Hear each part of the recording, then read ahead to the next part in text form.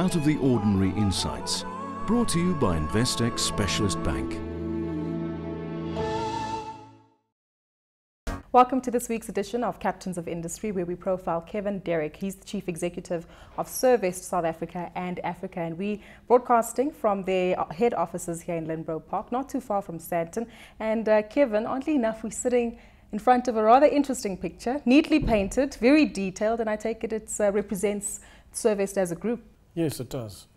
It represents Servest as a group, and it was painted by all of the employees in Servest. Oh my, so something of a team building initiative maybe? A complete team building initiative. It was quite fantastic. It was done separately, so you'll notice that it's got pieces in it that are put together after the fact. So everyone was split up into a whole lot of groups and had to paint a portion of what you see here, and when we all put it together, well, this is what you see. So I'm sure some of them must have taken lessons from their grade 1 children. I think it was fun for everybody, quite honestly. It was great, and look how it's turned out. I mean, it's really fantastic. A beautiful painting, no doubt, with a picture representing Servest as a group. But give us more details with regard to Servest as a company. Not many people are familiar with the name, but I understand that it touches their lives in many different ways. Servest as a whole now employs about 30,000 people in Southern Africa. So it's a huge business. It's in the services sector, and what it does is it looks after assets of clients and all the services that a typical asset manager would want to outsource. So if you look at our businesses as a whole, they used to be all independent businesses many years ago, and whilst we've owned them for many, many years, some of them 17 years and some that have been around for as many as 30 years. Yeah. So good businesses in the marketplace. But all the services that one would outsource is what we do. I understand it also works similarly to building blocks. You've got parking facilities, security, health, as well as hygiene. And I'd like to touch on one that you initially started with, and that was a security business which you founded and started within the Servest Group. How does it feel having observed your baby develop and grow within the company? I think it's fantastic. You know, so the industry as a whole in security is quite a hectic industry to be in. The discipline that one has to have in that industry is immense. One has to meet many, many requirements that are laid out by government as a whole to be able to have a proper compliant business, and it's not easy to trade in that environment. So it's a lot of fun ultimately setting up that business, growing it to where it is today. It employs almost 7,000 people by itself, and it's got fantastic clients and it's got fantastic people in it, and they do very well in it. But Kevin, let's take a look at the drive and the motivation behind the initiative to start up Servest Security. I understand you started it in the early 90s, but where did the idea come from? The idea really was for me to look for a business that had an ongoing income stream. And that income stream means that, you know, I've got a contract with a client, I know what my income is, I know the job that I've got to do, and it renews itself on an ongoing basis and gives me a recurring income stream and not just a once-off. So I looked for a business that would give me that kind of income, and the security industry did that. And the great thing about Servest as a whole, in its whole offering, it is a recurring business, a recurring income stream business. And that means that, you know, we can manage our business's ebbs and flows through bad times and through good times by putting in good disciplines in the business to manage what we need to. So it's a recurring income business stream of business, and that to me is fantastic. It makes it easier. We have one jobbing business in the form of marine, so where we have ships, and depending on what vessels come around into our ports is dependent on the work we get. So it's kind of what arrives today is what we service today. You know, in the other businesses we've got long-term contracts.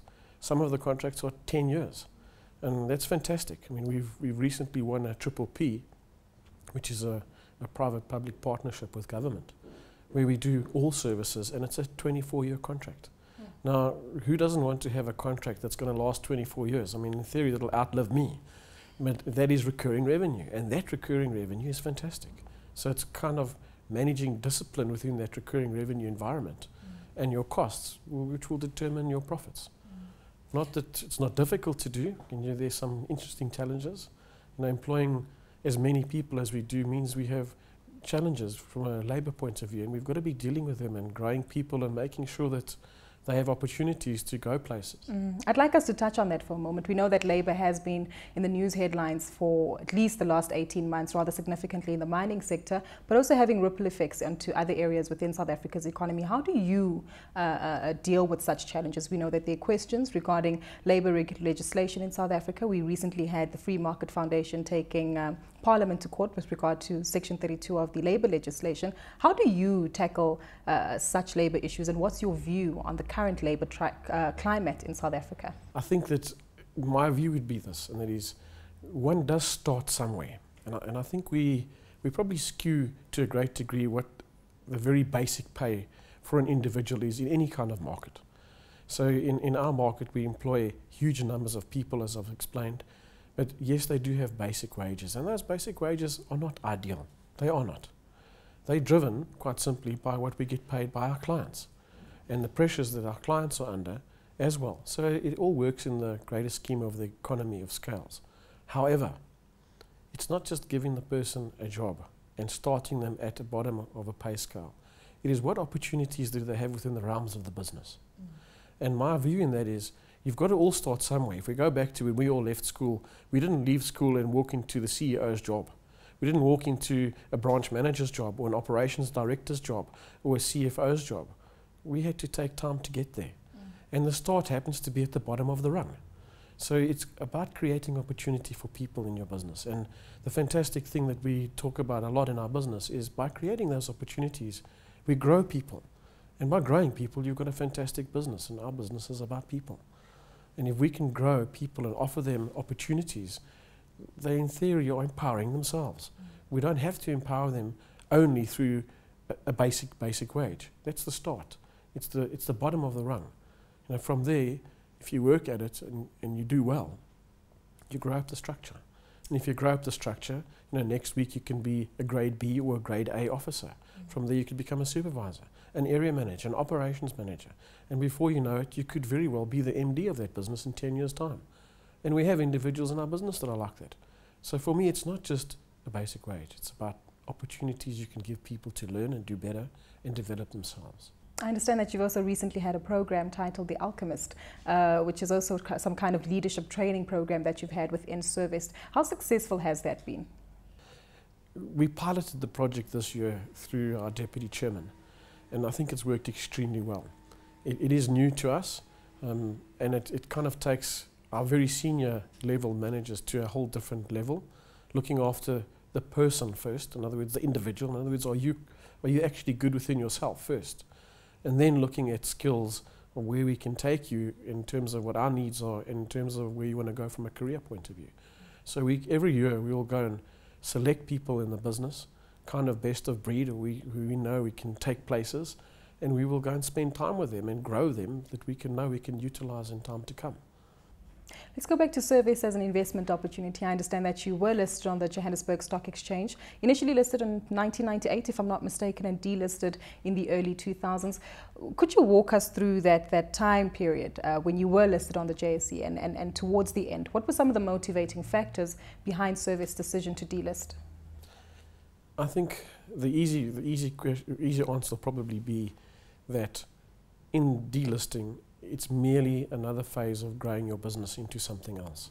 So it's kind of like a life cycle. Your business continues and grows through its life cycle as it's developing.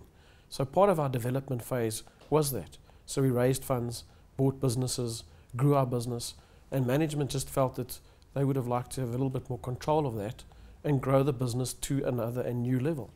So that resulted in us taking on new partnerships, and some of them were empowerment partners who we felt we couldn't really get on the market as easily, and then from there again, just continually develop our business going forward. Would you ever consider listing again?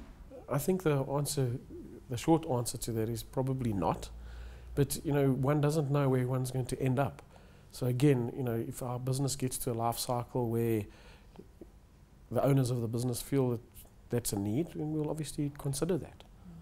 But I think the fantastic thing now is, a massive portion of this business is owned by management and staff. And I think that's a really good thing because it brings lots of quality, brings lots of commitment, And that's fantastic when you're in a service-related business. I'd like us to take a look at the overall operating environment. We know that you operate in South Africa as well as Sub-Saharan Africa. What are some of the differences like? I understand regulatory pressures are obviously one of the factors that make operating in this environment fairly challenging. Any major differences between operating in South Africa versus our other neighboring countries? I think there are challenges everywhere. I think every country you go into does pose a new set of challenges, a new set of rules and regulations of how they do things. But I think for us, we've got to look at Africa and say, what do we want out of Africa? And where do we want to go from an African point of view? And I think it starts with one or two basic things for me, and that is, the first thing is, who are we going to go and do business with in that country? Is that country, does it offer a free democracy? Are the people in that country free to choose and do what they want to do and who they want to vote into power in that country? For me, that's a start. Then one's got to go and say, well, does this country have a separate and free judiciary system? And does that judiciary system work in that country? You know, does it have freedom of press and freedom of association and speech? Because those are very basics to a quality democracy. And we really want to be doing business with those kind of countries, because ultimately, you know, the people are free. And for me, that's a key factor. So we kind of start there. You say, all right, well, where do we want to look at countries, and are these countries free? You know, are they democratic? You know, are people's rights preserved? You know, rights to own land, rights to be in business, are those preserved? Because that's where we want to do business. And I suppose that's how we kind of select where we go, and from there we go and look at what the needs are. And ideally speaking, what we can offer as a group is services to government, services to ports, services to huge businesses, where we can facilitate, manage that entire service from top to bottom on behalf of their client. So it seems as though Africa is a continent full of potential, just as long as the basics are covered. As long as the basics are covered, Africa is certainly, in my view, the breadbasket of the world. It's a fantastic place. You know, it's been a little slower in its development from an economic point of view, and I suppose that makes it exciting for all of us, because we're living in these times. You know, so you've got mining, exploration taking part all over Africa. So you're finding it in all places and all new things, and surprisingly, it's great in a sense, as you say, great surprisingly that you're finding everything now that it wasn't really found 100 years ago.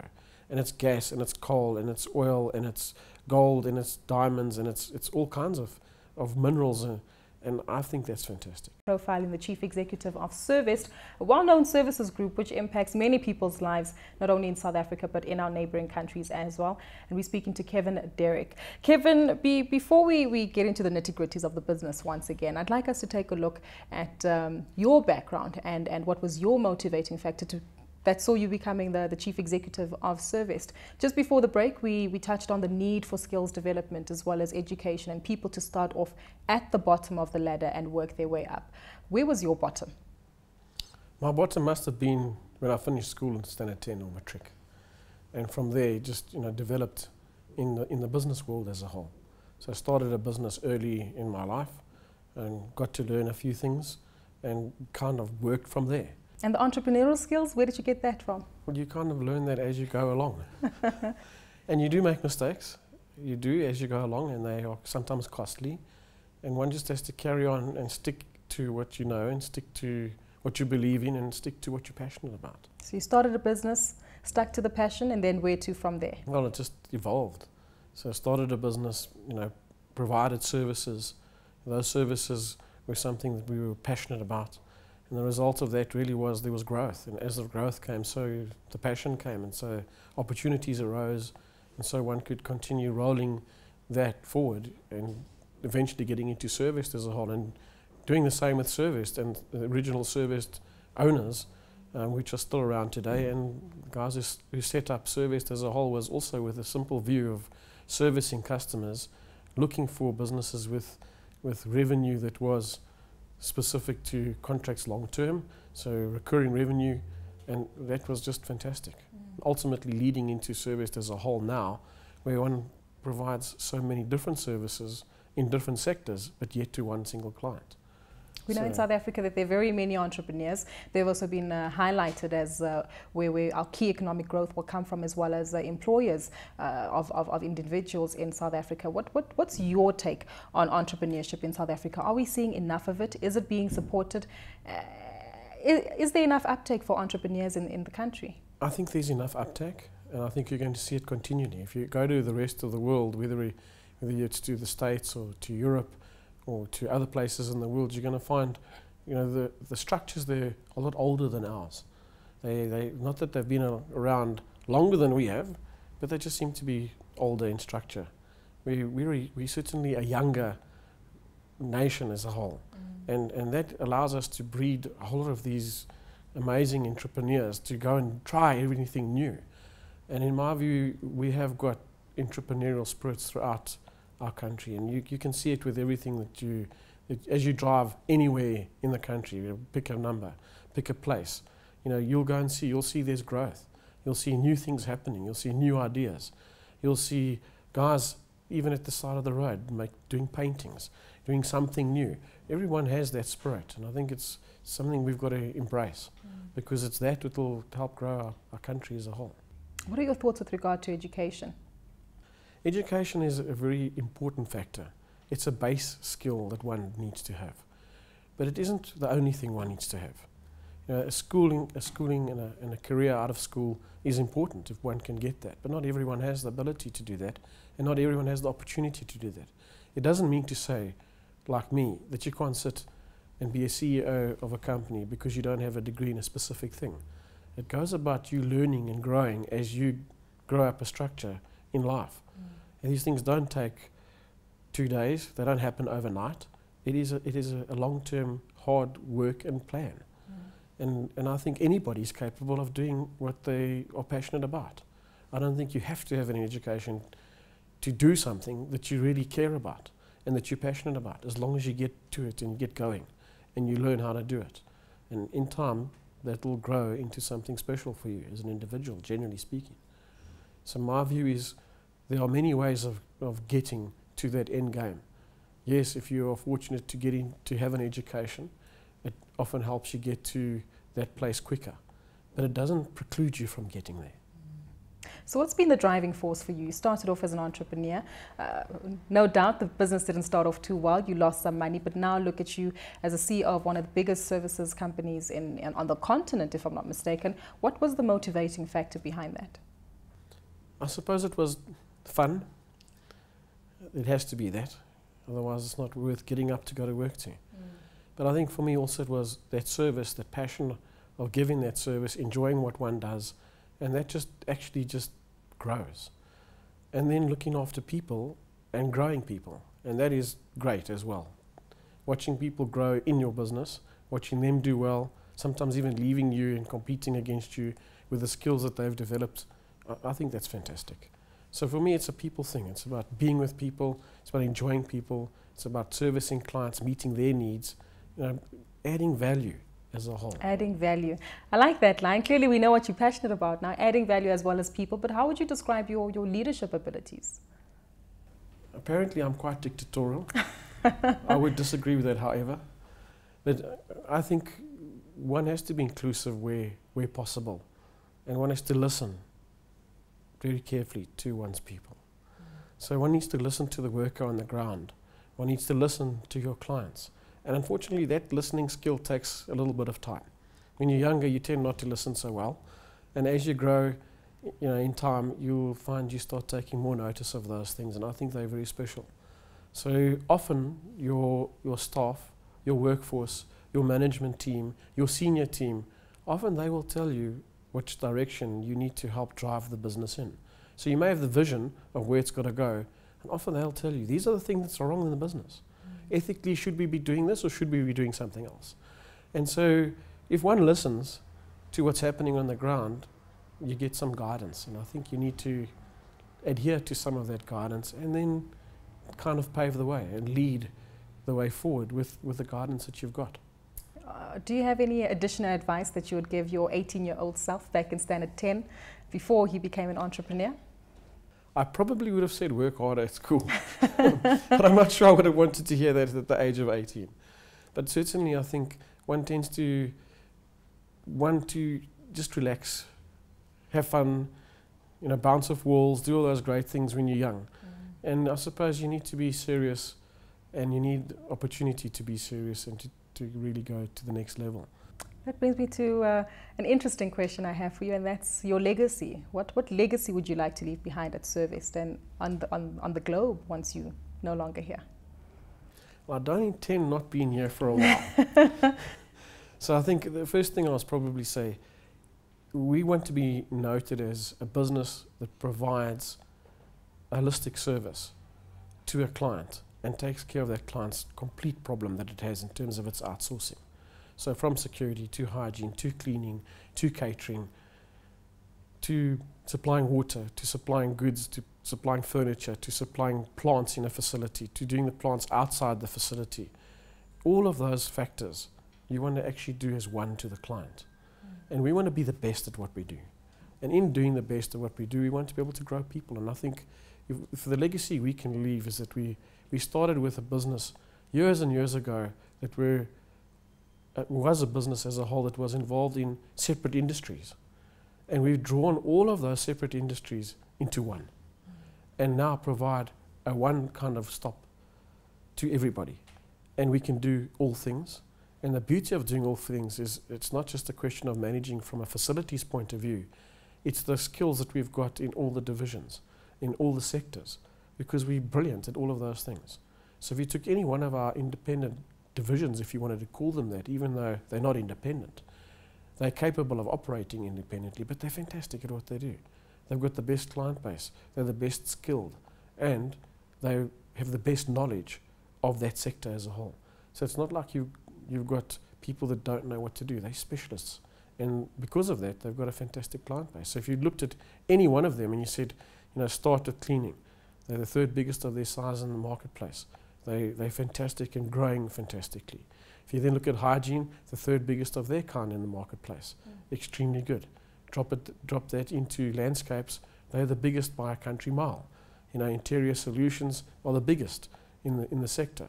If you then go to security, they lie 4 or 5 on the rung structure.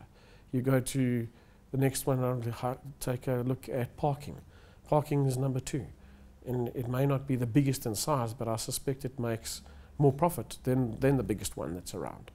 Then you go further down to the likes of catering, also a leader in its marketplace. Camp management, leader in the marketplace. You look at marine, in the sector that we are in marine, we're also number 1 in the leaders in the market. So going to look at each one of those divisions, they're in their own sectors, in their own space, they're experts and they're brilliant and they've got fantastic clients. So imagine if you take all of that into one and use that expertise to provide all of those services to one client, and you've got something very special. No doubt that's something you must be incredibly proud of, as well as the number of people that you employ and the skills that you develop internally. I think that will never stop. We have to continually doing exactly that, building skills, looking after people, because that's our business. People is actually our business. Kevin, before we let you go, I know that you're passionate about people, but you've got another passion, one that we saw as we made our way into your offices today, and that's cars. Elaborate on that for us. Are you a petrol head? I suppose one could say I'm a petrol head, yes. I think cars is certainly my weakness. Big passion for cars, and all kinds of cars. Certainly there are some that one doesn't like, but there are some that one does like. So I've evolved from looking at building MGs to building muscle cars, to having Mustangs, to selling Mustangs, to building Rolls Royces and selling Rolls Royces and Bentleys, and it's just a lot of fun. Wow, a passion that you've had for many years, from what I understand. Yes, very, very many years. Well, Kevin, it's been an absolute pleasure speaking to you today, picking your brain and finding out a little bit more about some of your passions. That was Kevin Derrick, who's the Chief Executive of Servest.